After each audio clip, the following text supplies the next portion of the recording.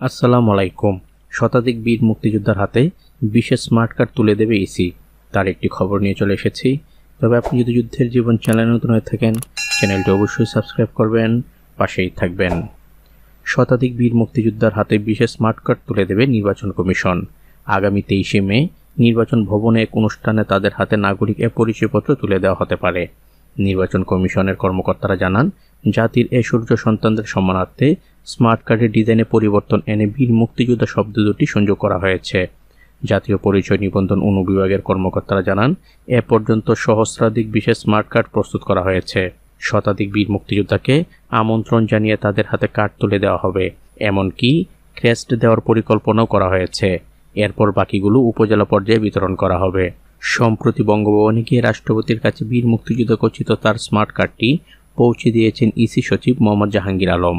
2022 সালে KM নুরুল হুদার commission রাজধানীর একটি হোটেলে প্রায় 100 জন মুক্তিযোদ্ধার হাতে এক কার্ড তুলে দিয়ে কার্যক্রমটি উদ্বোধন করেন। এরপর মুক্তিযুদ্ধ বিষয়ক মন্ত্রণালয়ের সঙ্গে পরামর্শ না করে উদ্যোগ নেওয়ায় তা থেমে যায়। কাজী হাবিবুল আওয়ালের নেতৃত্বাধীন বর্তমান কমিশন সে উদ্যোগকেই পুনর্জীবিত করেছেন। বর্তমানে মাঠ পর্যায়ে আবেদনের প্রেক্ষিতে এক কার্ড সরবরাহ করার সিদ্ধান্ত নিয়েছে ইসি। তো আজ এ পর্যন্তই, দেখা হবে অন্য এক নতুন ভিডিওতে। ততক্ষণ পর্যন্ত সবাই ভালো থাকবেন, সুস্থ থাকবেন। আল্লাহ হাফেজ।